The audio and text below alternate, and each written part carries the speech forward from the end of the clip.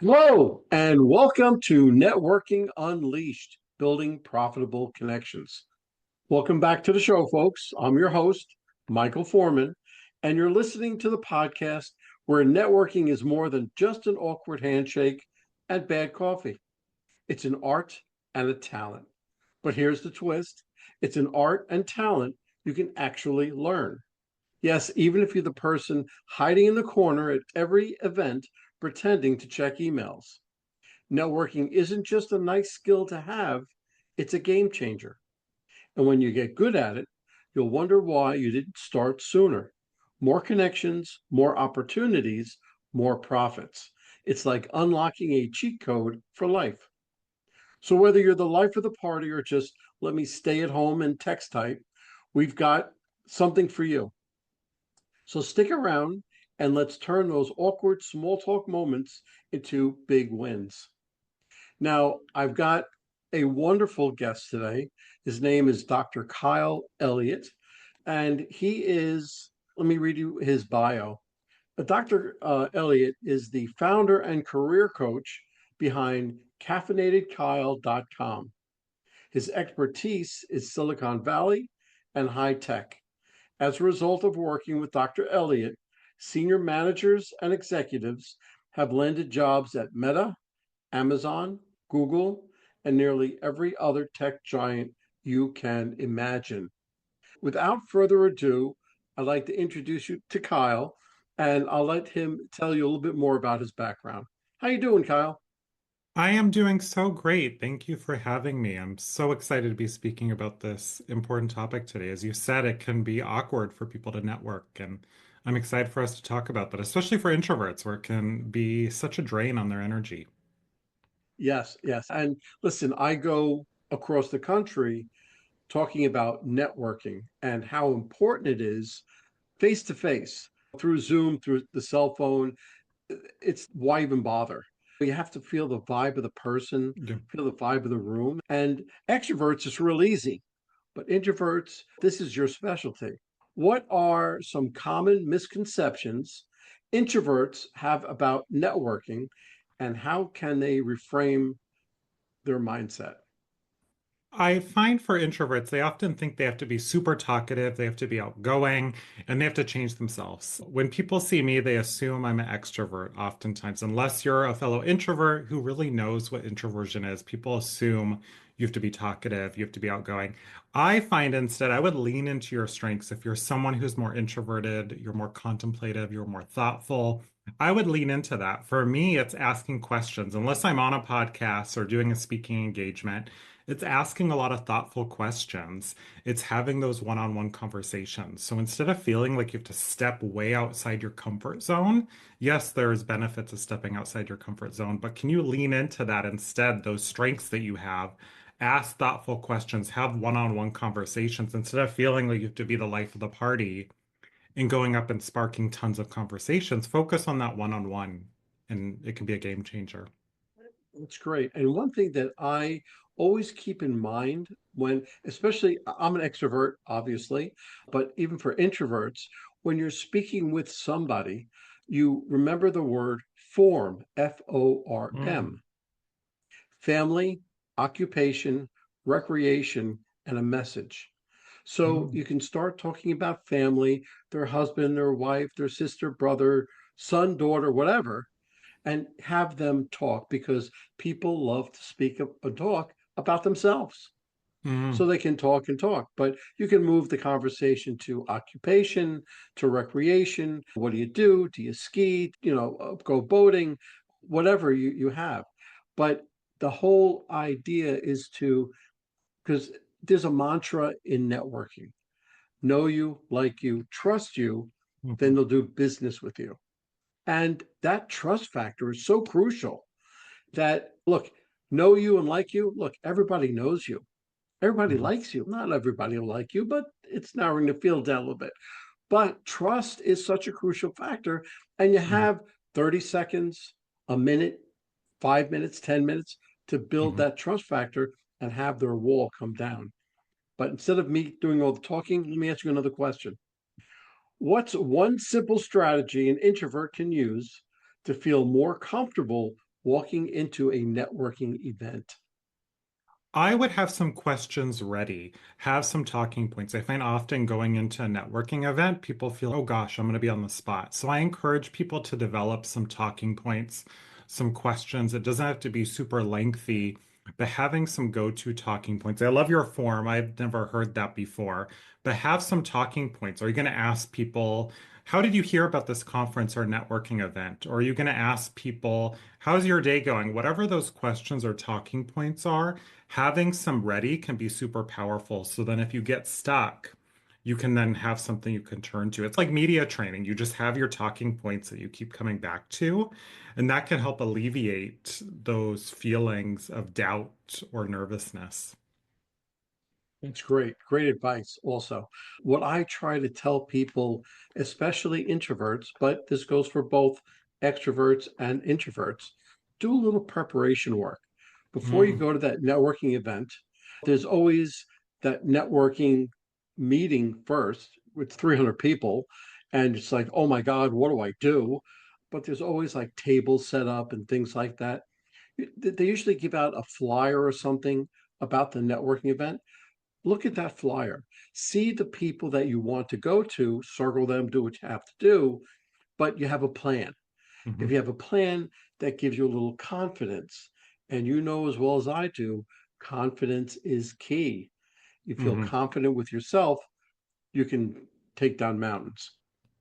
Okay, how can introverts leverage their natural strengths to build meaningful connections? I would focus on that one-on-one. I remember I was at a conference recently and I saw some people standing alone.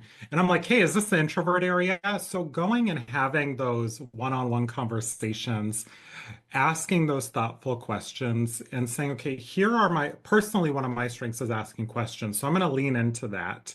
Or maybe you like silence. Don't feel like you have to fill up every sentence or every kind of silent moment, but lean into that instead can be really powerful. I also love that research ahead of time. If you know there's going to be some certain people at the conference or they give out often an attendee list or directory, you can reach out to people ahead of time and say, hey, I'd love to set up a coffee. Don't feel like you have to go to every single mingling event, but instead, I was at a conference recently. Some people reached out to me and I reached out to them and said, hey, let's set up some coffee and have conversations. You don't always have to go in and just feel like you have to go around the room talking to every single person. Sometimes two or three really deep conversations can be better than just a bunch of 20, 30-second meet and greets. It's true. That's true. I love what you said when you say, hey, is this the introvert's corner? That's a great icebreaker. And Hmm. usually you'll get a laugh out of it, and that will start you on your way. One thing that I say about people walking to a networking event and walking up to a table, the first thing that they do is listen. You don't talk, Mm, you just wait, listen for the conversation because that conversation may not be suitable for you. So you haven't said anything yet. You quietly bow out and you go to the next table because you don't have to mm, speak. Let's say it is a conversation you want to be a part of. Let the conversation come around to you because remember, you are the expert in your field. mm, So when the conversation comes around to you, say one or two sentences. Hopefully it's intelligent mm, and you'll spark a reaction from two or mm, three of the people, and then you'll mm. start your way. Okay, so what are some practical ways to start and carry a conversation without feeling awkward? I love the questions. I love what you just said, listening there. I just attended a sales training recently and someone had the acronym WAIT. Why am I talking? And as you're talking, I'm thinking, I think this could be good for networking situations. I think sometimes people are nervous and they keep talking, and actually just listening can be really powerful, or asking a great question. Or if you know someone in that environment, can you say, oh, this person, and actually call someone else out and point to them. Ooh, I just heard this person speak here. So actually carrying the conversation instead of feeling like you have to add a bunch of value, that one or two sentences can be powerful instead of dominating the conversation. I'm in a lot of workshops or meetings, and I notice the people who are really memorable sometimes only say a line or two, but it's really powerful instead of feeling like you have to fill all this empty Right. space. Yeah, no, that's true. Listening is such an important skill because you have to learn it as well. But when I here, let's take a scenario when you're sitting down at a table with somebody else and you're having the other person talk, and you're listening to them. Don't think about the next thing that you want to say. Think about what they are saying and respond to them. And when they're talking, there's a pause at the end. That pause Mm, is so very important because what does that tell them? You were listening. Half of the what's going on today, it's just listening. So hmm you're listening and you're responding to what he had said. And mm, whenever you go to these events, I'm going to throw this in, it's out of left field, but you always look to give, not to receive. hmm Always look to be that referral source. And one thing that I coach my students mm, is I tell them at the end of their conversation, before you say what you do, say to them, say, you know something, I like you. I like what you do. I like how you're doing it. How can I make you more successful? How mm, can I be a good referral source for you? It mm. usually blows them away. Yeah. And then you exchange business cards. You say then what you do. And here's a little extra tip. When you get his business card, write down the date, the hmm name of the function, and something you spoke about. hmm Because during your follow up, which is probably more important than meeting the person, Yeah. the follow up, it will come in very handy for that. I love that. It's that being helpful. I call it serving. How can I serve this person? How can I help them in that moment? I think of it planting seeds. How am I planting seeds here and not expecting it to grow right away, but instead I'm going to cultivate it, water it. I love that. There's farmers and there's hunters. Hmm Hunters is really the way it used to be.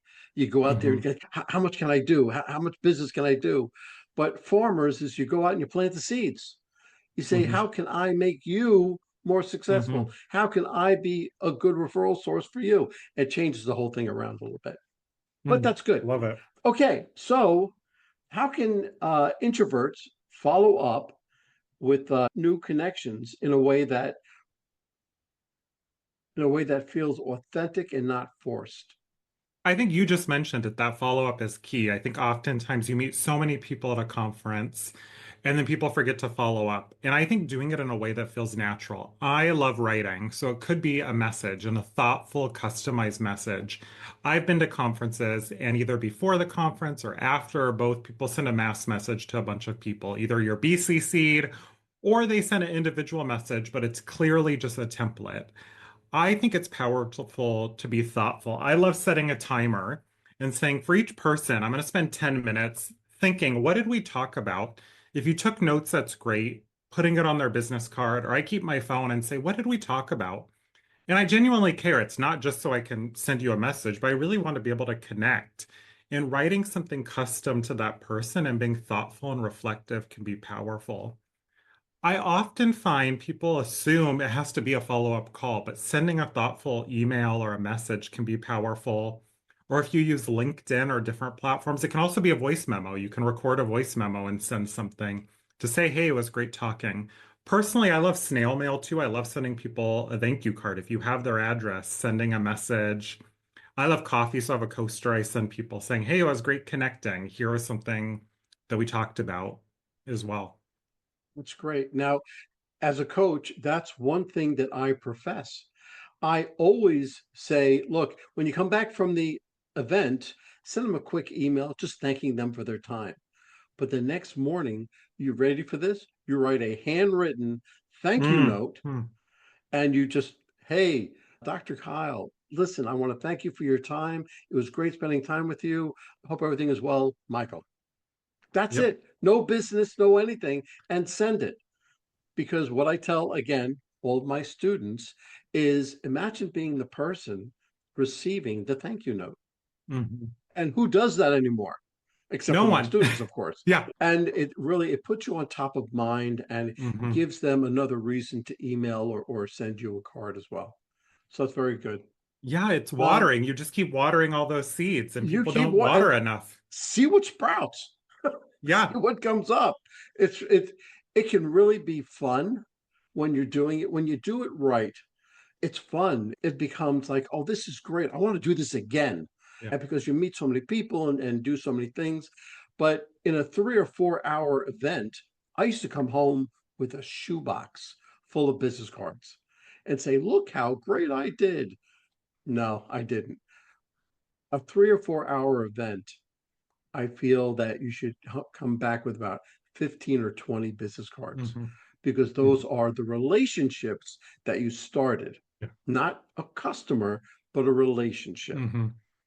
And the way that I explain the difference between a customer relationship, a customer, if you go to a supermarket and one of your customers, you say, "Hi, Kyle, how you doing? Hey, how you doing, Rich?" And you're done. If it's a relationship, "Hey, Kyle, how you doing? How's your wife, husband, son, daughter, whatever? Oh, I heard he played Little League. What position?" Yeah. And you have a conversation, and then you move on. Mm. And that also, hey, your second half will always say, "Who was that?" There's, Yeah. oh, well, that was Michael. I met him at a Yeah. conference. Oh, that was very nice of it, whatever. And it just keeps you top of mind. So Mm. I that's a cute little way that I I love that. yep. Okay. What are some low pressure networking approaches introverts can use, such as online networking or small group interactions? I love LinkedIn. That's my favorite way to network because you can be brave for 5 or 10 seconds. You can be watching Netflix or Hulu or something and then send a message to someone and say, I'm going to reach out to this executive or this ideal client and spark a relationship. Oftentimes, as I shared earlier, you don't always have to be, they're like, oh, do I have to request a phone call or Zoom? You could, but it also can just be messaging back and forth. I've had clients who develop relationships with people and they've actually never hopped on a phone call or a Zoom. You can be messaging back and forth. So that's one of my favorite ways. A lot of my clients, they're tech executives, they're very introverted. They're also in Slack communities or Facebook groups, or there's Blind, an online community for tech people and folks in startups. There's online spaces you can be in where you can forge those relationships as well. So, yes, going to meetups and networking events can be powerful, but there's also just online spaces and communities, either one-on-one or groups. So, when you think of networking, it doesn't always have to be in person either. Okay, so let me ask you a question. What about local networking? What would you suggest for local networking? I would find one that feels comfortable. Don't feel like it has to be a huge event either. Is there a small meetup group? One of my clients is in like a tech dads group, and it's a small group, and they meet up for beer every week and grab beer at the bar, and it's more casual. So I think finding one that feels comfortable and then also going with a friend or a colleague, that can help break the ice as well. So you're not just walking around the room alone, but instead, is there someone who you can go with can be powerful too.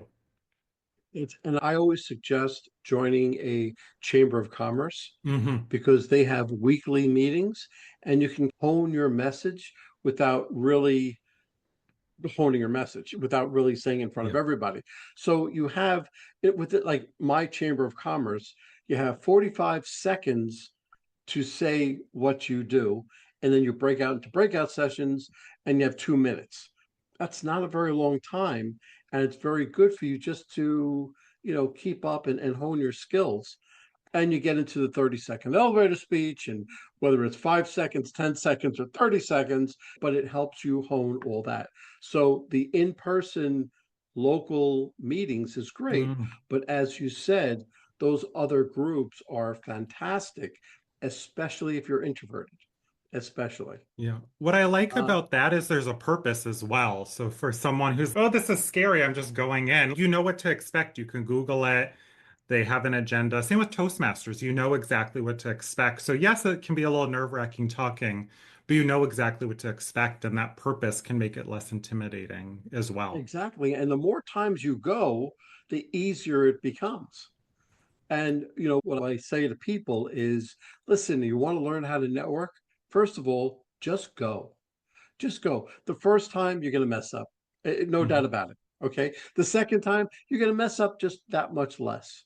Mhm. And the third time, that much less, fourth time. And by the fifth time, it becomes old hat and you know what to say and know what not to say, Mhm. especially about yourself, about your business, about somebody Mhm. else's business.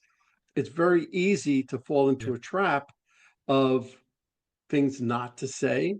And then for the rest of the night, even though that person may have forgotten about it, you'll remember it. No, there's no tomorrow.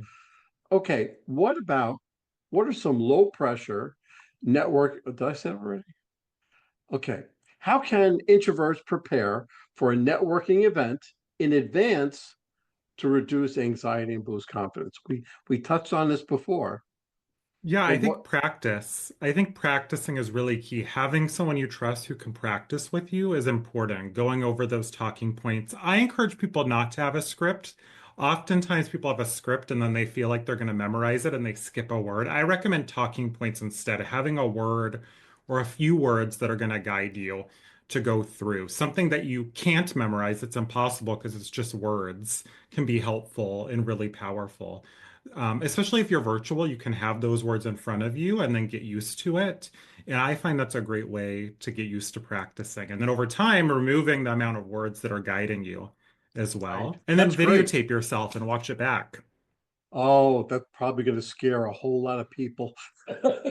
Yeah, it's gonna I look scare them.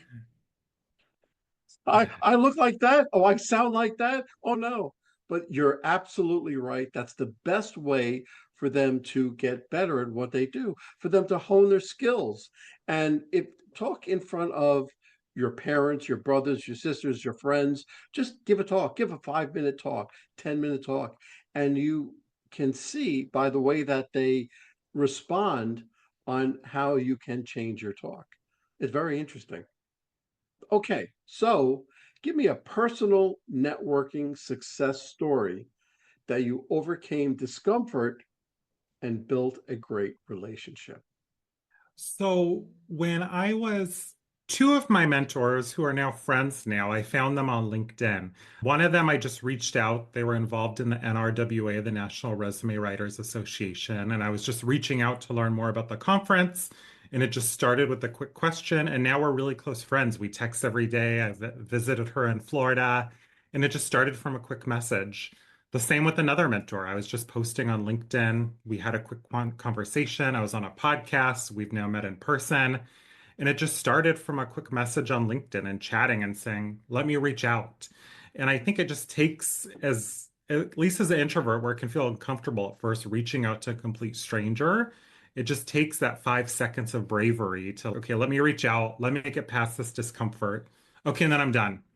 And it just takes that. I have a client who has an emotional support pickle, this stuffed pickle, and they just hold it and they're like, okay, I'm going to do this scary thing, send, I'm done.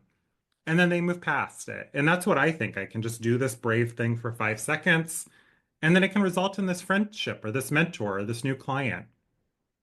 Great. I want to tell you that's great for building your self confidence, but as well as you're reaching out and you're actually making friends. And Hmm. with today's day and age, with LinkedIn and everything else, your friends could be anywhere. It's I do my podcast and I had somebody from Australia, somebody from Israel, somebody from Canada all in the same day. So where can I network and have people like that? So it's really an incredible thing. Okay, very important. What are some key body language and nonverbal communication tips that introverts feel more at ease? I find there's this misleading advice sometimes where people always have to be making eye contact. They feel like I always have to be making eye contact. I don't agree with that. I don't think you always have to be doing that. I think part of it's cultural. It can be intimidating if you're always doing that. So I would encourage you to find what feels comfortable for you. I think watching back that video of yourself can be powerful. And I actually encourage people to do it 3 times. Just watch the video, see how you come across. Just listen to the audio, see what it's like, and then put them together and see how you come across. If you notice someone who's a good speaker and you go watch some good speakers, Whether it's a TED Talk or someone delivering a keynote, you'll notice they're actually not always giving eye contact. They're looking around.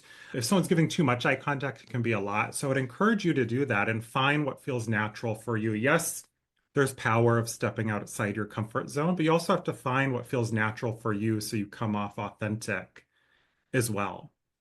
You're absolutely right. And I started out when I first started speaking, going on stages, keynotes, I would just pick two or three people in the audience.